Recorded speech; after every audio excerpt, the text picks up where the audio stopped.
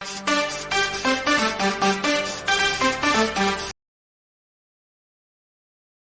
दोस्तों, नमस्कार।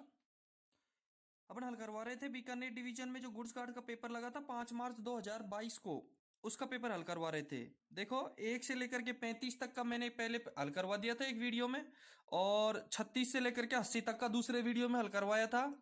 उनके दोनों के डिस्क्रिप्शन मैंने इस डिस्क्रिप्शन में लिंक डाल रखे हैं, वो आप देख लेना। अब देखेंगे क्वेश्चन नंबर 81 नंबर का प्रश्न देखेंगे।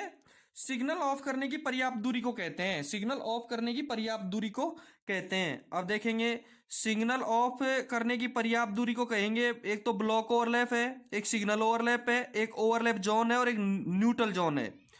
तो ब्लॉक ओवरलैप, ध्यान रहे, पहले भी मैं बता चुका हूं और ये प्रश्न हर परीक्षा में आता है, प्रत्येक परीक्षा में आता है। ब्लॉक ओवरलैप, सिग्नल ओवरलैप क्या होते हैं और इनकी दूरी क्या होती है, ये आपको कंटेस्ट करना है। ब्लॉक ओवरलैप, लाइन क्लियर देने की जो शर्तों में है, लाइन क्लियर देने की जो पर्याप्त दूरी है उसको कहेंगे ब्लॉक ओवरलैप। लाइन क्लियर देने की जो पर्याप्त दूरी है उसको कहेंगे ब्लॉक ओवरलैप। दूसरा, signal overlap. Signal overlap, signal of करने की जो पर्याप्त दूरी है उसको कहेंगे सिग्नल ओवरलैप। ध्यान रहे, ब्लॉक ओवरलैप की दूरी लंबाई होती है 180 मीटर और सिग्नल ओवरलैप की होती है 120 मीटर। ब्लॉक ओवरलैप की पर्याप्त दूरी लाइन क्लियर देने के लिए 180 मीटर, सिग्नल ओवरलैप की दूरी 120 मीटर जो सिग्नल ऑफ करने की होती है। इसलिए 81वें प्रश्न का उत्तर रहेगा बी, सिग्नल ओवरलैप। 82वें नंबर का प्रश्न देखेंगे, पेंट्री कार का कोड क्या है। पेंट्री कार का कोड क्या है। अब पेंट्री कार का कोड रहेगा WCB, यानी 82 में बी सही रहेगा। W का मतलब होता है, जिन कोचों के आगे W लगा होता है उनका मतलब होता है वेस्टिबुल। वेस्टिबुल जिनका मतलब होता है वेस्टिबुल। वेस्टिबुल का मतलब होता है दोनों तरफ दरवाजे खुलते हो, आर पार निकला जा सके, गाड़ी के बीच में हो और उसमें आर पार निकला जा सके, उसे कहेंगे वेस्टिबुल। और सीबी का मतलब होता है पेंट्री कार। WCB का मतलब होता है वेस्टिबुल पेंट्री कार, ऐसा पेंट्री कार जिसमें आर पार निकला जा सके। तो 82वें नंबर का उत्तर है WCB। 83 नंबर का प्रश्न है, वो देखेंगे, वैगन कोड के अंत में, वैगन कोड के अंत में HL से क्या तात्पर्य है। HL का मतलब होता है heavy axle load. Heavy axle load, HL का मतलब होता है हैवी एक्सल लोड। इसका मतलब 83 नंबर के प्रश्न का उत्तर रहेगा ए। 83 नंबर के प्रश्न का उत्तर रहेगा ए। अपने वीडियो को लाइक और दोस्तों को शेयर करना, और जिन्होंने अपना चैनल सब्सक्राइब नहीं किया वो चैनल को अभी सब्सक्राइब करना, ठीक है। 84 नंबर का प्रश्न देखेंगे, कंट्रोल ऑफिस में मैन्युअल चार्टिंग को किस एप्लीकेशन के द्वारा कंप्यूटराइज किया गया है। कंट्रोल ऑफिस में जो चार्ट है उसको किस एप्लीकेशन द्वारा कंप्यूटराइज किया गया है। ध्यान रहे, COA, कोयस, ICMS, फोयस और COA का फुल फॉर्म होता है control office application. Control office application. 84वें प्रश्न का उत्तर रहेगा D, COA, computer control office application. 85 number का प्रश्न है, ये इंजीनियरिंग डिपार्टमेंट से संबंधित है, अपने रेल से संबंधित है। 85 प्रश्न है वो अपने रेल से संबंधित है। SEJ से क्या तात्पर्य है। SEJ का फुल फॉर्म होता है switch expansion joint. Switch expansion joint, A सही रहेगा। 85 प्रश्न का उत्तर रहेगा ए, स्विच एक्सपेंशन जॉइंट, ठीक है। 86 नंबर का प्रश्न देखेंगे, ट्रेन की प्रोसीडेंस के लिए किस ट्रेन को सर्वोच्च प्राथमिकता दी जाएगी। ट्रेन की प्रेसिडेंस के लिए किस ट्रेन को सर्वोच्च प्राथमिकता दी जाएगी। ए में GM स्पेशल, बी में राजधानी, सी में A army proceeding to accident site, A army जो एक्सीडेंट साइट पे जा रही हो, और ART returning from accident site, ART जो रिटर्न हो रही हो एक्सीडेंट साइट से। देखो, सबसे पहले प्राथमिकता देंगे सी को, ए आर्मी को जो एक्सीडेंट साइट पे प्रस्थान कर रही है, जो एक्सीडेंट साइट के प्रोसीड कर रही है उसको प्राथमिकता देंगे। ट्रेन संचालन में ए आर्मी को प्राथमिकता देंगे। 86 नंबर का प्रश्न का उत्तर रहेगा ए, सी। 87 नंबर का प्रश्न देखेंगे, ब्लॉक लाइन पर ट्रेन प्राप्त करने का अधिकार। 87 नंबर का प्रश्न है, ब्लॉक लाइन पर ट्रेन प्राप्त करने का अधिकार। देखो, T509, T510, T511, T512 चारों ऑथोरिटी हैं, उनका हमारे परिचालन विभाग में बहुत इंपॉर्टेंट महत्व है। मैं आपको चारों ऑथोरिटी के बारे में बता देता हूं। T509 ऑथोरिटी होती है जिस पर ब्लॉक लाइन पर यदि हम ट्रेन प्राप्त कर रहे हैं तो T509 अथॉरिटी देते हैं। किसी अवरुद्ध लाइन पर गाड़ी लेने के लिए T509 दिया जाएगा। T510 बिना सिग्नल वाली लाइन पर गाड़ी लेने के लिए T510, बिना सिग्नल वाली गाड़ी के लिए T510, बिना सिग्नल वाली लाइन पर गाड़ी लेने के लिए T511, बिना सिग्नल वाली लाइन से गाड़ी चलाने के लिए T511 का प्रयोग किया जाएगा। बिना सिग्नल वाली लाइन से गाड़ी चलाने के लिए T511, T512 कॉमन स्टार्टर के लिए T512 दिया जाएगा। T509 ब्लॉक लाइन पर गाड़ी लेने के लिए, T510 बिना सिग्नल वाली लाइन से गाड़ी चलाने के लिए, T511 बिना सिग्नल वाली लाइन पर गाड़ी चलाने के लिए, T510 दिया जाएगा। बिना सिग्नल वाली गाड़ी पर बिना सिग्नल वाली लाइन पर गाड़ी लेने के लिए, T511 बिना सिग्नल वाली लाइन से गाड़ी चलाने के लिए, T512 कॉमन स्टार्टर के लिए। तो 87 के प्रश्न का उत्तर रहेगा ए। 88 नंबर का प्रश्न देखेंगे, समय की पाबंदी NLT का तात्पर्य क्या है? समय की पाबंदी में सीधा सा है, train not losing time. 88 number का उत्तर रहेगा सी, ट्रेन नॉट लूजिंग टाइम। 88 का सी हो गया। 89 नंबर का प्रश्न देखेंगे, प्रारंभिक स्टेशन पर मेल एक्सप्रेस ट्रेन में कितने ब्रेक पावर की आवश्यकता होती है? पहले भी मैंने एक प्रश्न था वो हल करवाया था, उसमें मालगाड़ी के मालगाड़ी में ब्रेक पावर पूछ रहा था, उसमें ब्रेक वैन में कितना रहेगा। उसमें बताया था आपको कि मेल एक्सप्रेस में ब्रेक पावर की क्षमता 100% होती है। प्रारंभिक स्टेशन पर मेल एक्सप्रेस ट्रेन में ब्रेक पावर की जो आवश्यक क्षमता होती है वो 100% होती है। और 89 प्रश्न का उत्तर रहेगा ए, 100%। 90 नंबर का प्रश्न देखेंगे, स्टेशन के दोनों ओर के रोक सिग्नलों के बाहर स्थित गेट कहलाते हैं। देखो, स्टेशन की जो सीमा होती है एडवांस स्टार्टर से एडवांस स्टार्टर, यदि उसके बीच में कोई गेट होता है तो भी ट्रैफिक का गेट होता है। लेकिन स्टेशन सीमा से बाहर, लेकिन होम से होम तक प्रथम रोक सिग्नल से प्रथम रोक सिग्नल के अंदर यदि कोई गेट रहता है तो भी वो ट्रैफिक गेट कहलाता है। और प्रथम रोक सिग्नल से बाहर, स्टेशन के दोनों ओर के रोक सिग्नलों के बाहर इंजीनियरिंग गेट होगा। 90 नंबर के प्रश्न का उत्तर रहेगा ए, इंजीनियरिंग गेट। स्टेशन के दोनों ओर के रोक सिग्नलों के बाहर यदि कोई गेट स्थित है वो होगा इंजीनियरिंग गेट, ए सही रहेगा। 91 नंबर का प्रश्न देखेंगे, स्पेशल क्लास गेट पर TVU होगा। स्पेशल क्लास के गेट पर TVU होगा सी, 50,000 से अधिक। सी उत्तर रहेगा 50,000 से अधिक। स्पेशल क्लास गेट पर TVU का होगा 50,000 से ज्यादा, 50,000 से ज्यादा। सी सही रहेगा। ध्यान रहे, गेटों की क्लास होती है 5, ए क्लास, बी क्लास, सी क्लास, डी क्लास और स्पेशल क्लास। गेट 5 प्रकार के होते हैं, ए, बी, सी, डी और स्पेशल क्लास। 92 नंबर का प्रश्न रहेगा, पितृत्व अवकाश की अवधि कितनी है? मैंने कई बार हल करवा दिया है। पितृत्व अवकाश की अवधि होती है 15 दिन की। पितृत्व अवकाश की अवधि होती है 15 दिन की अवधि होती है पितृत्व अवकाश की। स्पेशल चाइल्ड की अवधि होती है 730 दिन, स्पेशल चाइल्ड केयर लीव। ठीक है, पितृत्व अवकाश की अवधि 15 दिन। अगला प्रश्न देखेंगे 93 नंबर का, बीकानेर मंडल में वर्तमान मंडल रेल प्रबंधक कौन है? श्री राजीव श्रीवास्तव। देखो, GM है हमारा विजय शर्मा, बीकानेर मंडल का DRM है राजीव श्रीवास्तव, रेल मंत्री श्री अश्विनी, और हमारा GM हो गया विजय शर्मा, सीनियर DOM जयप्रकाश। ठीक है, संजय श्रीवास्तव, अनिल दुबे ये पहले के थे, इससे पहले थे संजय श्रीवास्तव, इससे पहले अनिल दुबे, इससे पहले। तो और 93 नंबर का उत्तर रहेगा बी, राजीव श्रीवास्तव। 94 नंबर का प्रश्न देखेंगे, युद्धग्रस्त यूक्रेन से भारतीयों के सुरक्षित स्वदेश वापसी के लिए भारत सरकार द्वारा कौन सा अभियान चलाया गया है? युद्धग्रस्त यूक्रेन से, वर्तमान में जो युद्ध चल रहा है रूस यूक्रेन के बीच में, उसके अंदर का लिया गया है। अब इसमें हम देखेंगे ऑपरेशन गंगा। करंट जीके का क्वेश्चन है, ध्यान रखेंगे।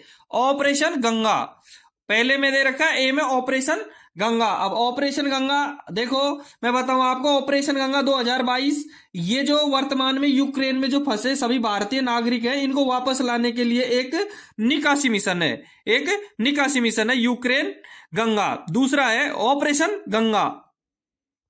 दूसरा है ऑपरेशन सेफ्टी, ये भी मैं आपको क्लियर करवा देता हूं ये क्या है। ऑपरेशन सेफ्टी, ऑपरेशन गोदावरी ये कोई ऐसे अभियान नहीं है। अब इसके जैसे भारत में और अभियान चले, एक तो वंदे मातरम 2020, वंदे मातरम 2020 वो क्या है, कोरोना वायरस के कारण वैश्विक यात्रा पर प्रतिबंध होने से विदेश में जो भारतीय फंस गए थे उन नागरिकों को वापस लाने हेतु एक मिशन चलाया गया, उसका नाम है वंदे मातरम 2020। दूसरा एक है ऑपरेशन समुद्र सेतु 2020, एक 2020 में और चला था ऑपरेशन समुद्र सेतु। अब ऑपरेशन समुद्र सेतु क्या है ये भी मैं आपको बता देता हूं। देखो ये भी एक कोविड-19 जो महामारी थी उसके दौरान भारतीय नागरिकों को विदेशों से घर वापस लाने के लिए एक राष्ट्रीय प्रयास का हिस्सा था। ये भी एक राष्ट्रीय प्रयास का हिस्सा था ऑपरेशन समुद्र सेतु। और ऑपरेशन समुद्र सेतु एक नौसैनिक अभियान भी था, इसको क्या कह सकते हैं, एक नौसैनिक अभियान कह सकते हैं। तो युद्धग्रस्त यूक्रेन से भारतीयों को सुरक्षित स्वदेश वापसी के लिए जो भारत सरकार द्वारा एक अभियान चलाया गया उसे का क्या सही रहेगा, ऑपरेशन गंगा। 95 नंबर का प्रश्न देखेंगे, मालगाड़ी के आदेश के लिए किन कारकों पर विचार किया जाता है। मालगाड़ी के आदेश के लिए किन कारकों पर विचार किया जाता है। ए में अवेलेबिलिटी ऑफ इंजन का जरूरी है होना, अवेलेबिलिटी ऑफ पाथ रास्ते का जरूरी है होना, और अवेलेबिलिटी ऑफ लोड का जरूरी है। ऑल ऑफ द अबव ऊपर दिए गए सारे के सारे सही हैं, ए बी और सी तीनों सही हैं। मालगाड़ी के आदेश के लिए किन कारणों पर विचार किया जाएगा, ए बी सी तीनों सही हैं। अगला प्रश्न देखेंगे 96 में, स्वर कोकिला के नाम से किसे जाना जाता है। ये कई प्रश्नों में आया है, 8 जनवरी के पेपर में संटिंग मास्टर के पेपर में, 12 फरवरी के संटिंग मास्टर के पेपर में, और ये तीसरा 5 मार्च के गुड्स गार्ड के पेपर में। तीनों बार ये स्वर कोकिला लता मंगेशकर की मृत्यु हुई थी। लता मंगेशकर की मृत्यु हुई थी, कब हुई थी, 6 फरवरी 2022 को, 6 फरवरी 2022 को लता मंगेशकर की मृत्यु हुई थी। और लता मंगेशकर की मृत्यु के बाद जो भी पेपर लगे हैं उन पेपरों में लता मंगेशकर का प्रश्न जरूर आया है। अपने डिपार्टमेंट में 3 पेपर लगे हैं बीकानेर डिवीजन के, तीनों में स्वर कोकिला का नाम आया है। ध्यान रहे, स्वर कोकिला के नाम से लता मंगेशकर को जाना जाता है, जिसको भारत रत्न भी मिला है, और उसकी मृत्यु हुई है 6 फरवरी 2022 को। 96 नंबर के प्रश्न का उत्तर रहेगा सी, लता मंगेशकर। और 97 नंबर में वैगन टर्न राउंड की इकाई क्या है, वैगन टर्न राउंड। अब एक बात क्लियर करवाऊं, वैगन टर्न राउंड होता क्या है, वैगन टर्न राउंड होता क्या है। ये देखो, ये प्रश्न भी आपको 12 फरवरी वाले जो पेपर हुआ था संटिंग मास्टर का, दूसरा पेपर हुआ था, उसके 89 नंबर का प्रश्न था, वैगन टर्न राउंड क्या है। दोस्तों एक बात बता दूं मैं आपको कि एक पेपर से दूसरे पेपर में बहुत सारे प्रश्न मिलते हैं। विभागीय जो परीक्षाएं होती हैं उनके पेपर एक पेपर से दूसरे पेपर में मिलते हैं, और मैंने बहुत सारे विभागीय पेपर हल करवा दिए इस मेरे चैनल पे। तो चैनल को अब तक लाइक और शेयर नहीं किया है तो लाइक शेयर करें और सब्सक्राइब जरूर करना न भूलें, क्योंकि आगे भी मैं कई पेपर हल करवाऊंगा। आगे भी देखो, एक स्टेशन मास्टर का पेपर बाकी है और एक टीसी का पेपर बाकी है, उनके बहुत सारे मॉडल पेपर हल करवाऊंगा मैं। यदि आपका ऐसे ही मिला और लाइक सब्सक्राइब होते रहे तो मैं बहुत सारे पेपर हल करवा दूंगा। वैगन टर्न राउंड की इकाई क्या है, देखो वैगन टर्न राउंड क्या है।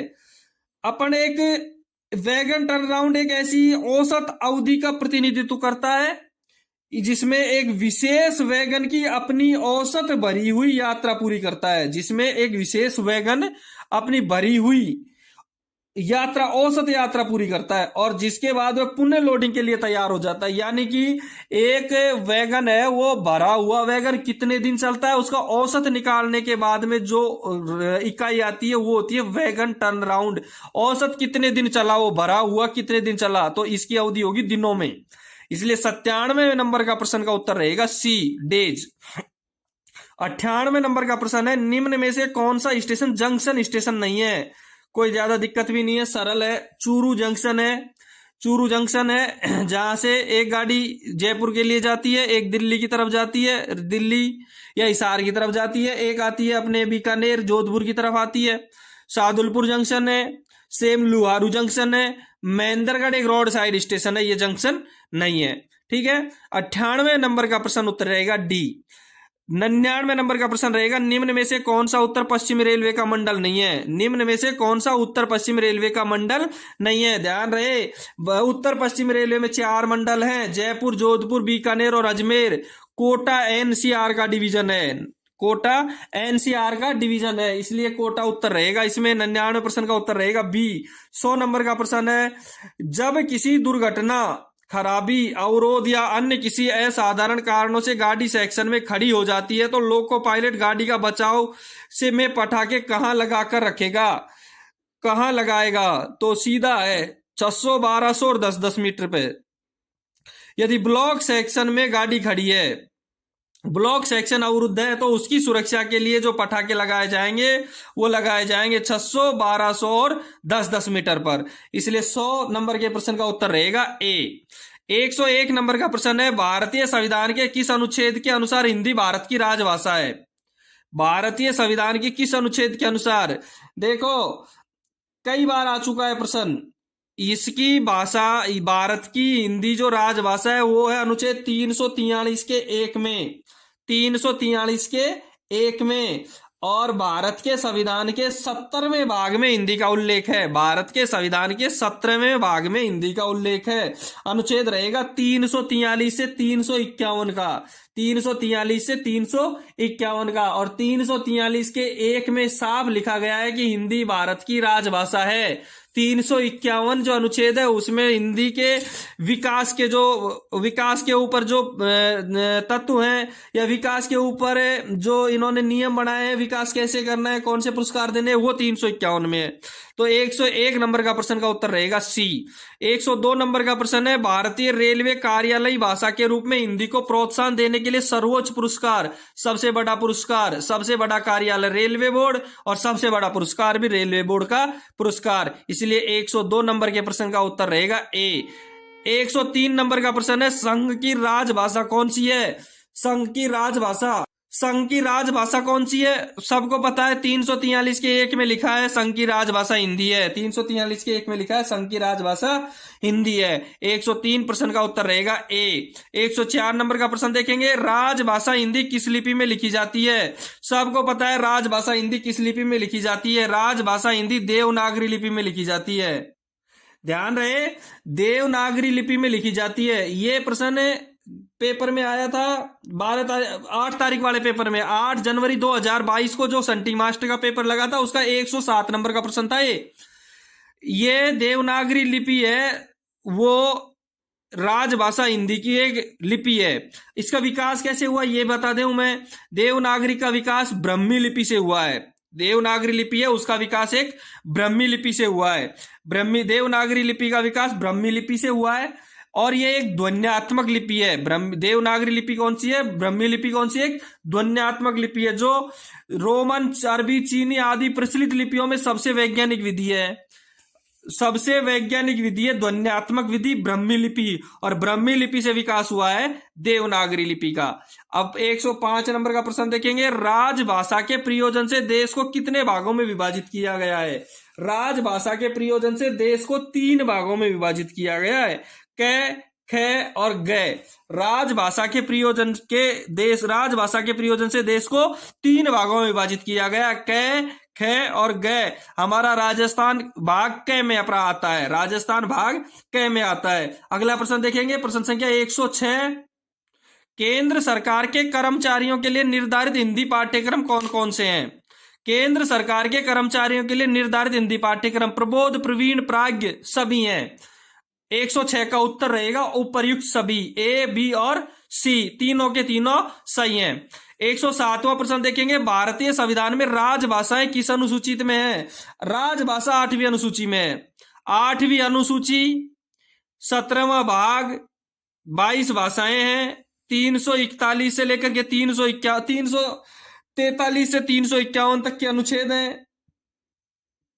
तो अनुसूची राजभाषा 8वीं अनुसूची में है। भारतीय की 8वीं अनुसूची में कितनी भाषाएं हैं?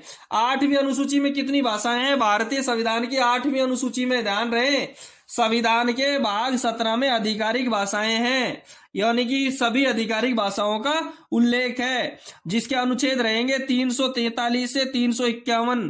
मैं आपको एक बात बताऊं, मूल संविधान में 14 भाषाएं थी, मूल संविधान में 14 भाषाएं थी, लेकिन अब वर्तमान में 22 भाषाएं हैं। और मैं क्लियर करवाऊं आपको 22 भाषाएं कौन कौन सी हैं। देखो, असमिया, बांग्ला, गुजराती, हिंदी, कन्नड़, कश्मीरी, कोंकणी, मलयालम, मणिपुरी, मराठी, नेपाली, ओडिया, पंजाबी, संस्कृत, सिंधी, तमिल, तेलुगु, उर्दू, बोडो, संथाली, मैथिली, डोगरी।